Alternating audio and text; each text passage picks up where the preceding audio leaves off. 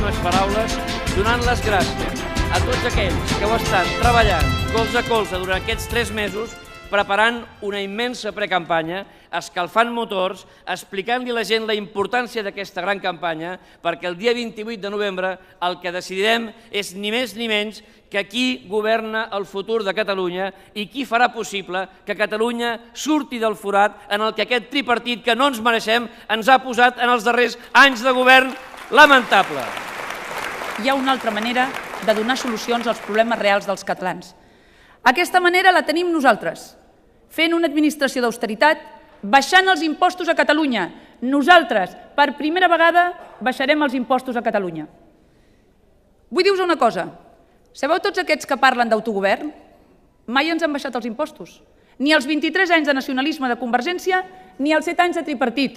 Sabeu què ens ha fet el tripartit? Pujar-nos 4 impostos a Catalunya. Jo no vull que aquesta Catalunya sigui la Catalunya del futur. I nosaltres l'hem de canviar. El Partit Popular és el que ha dit fins aquí hem arribat. Som l'alternativa d'una nova manera de fer. I tenim l'aval que altres no tenen.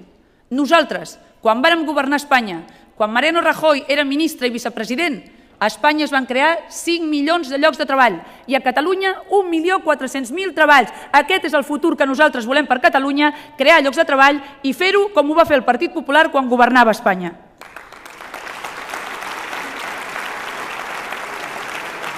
El principal riesgo que hay ahora en Cataluña es que el tripartito, que solo ha sido superado haciendo daño a la gente por el gobierno del señor Rodríguez Zapatero, solo por ese gobierno ha sido superado, el principal riesgo es que sea sustituido por el poder absoluto de alguien.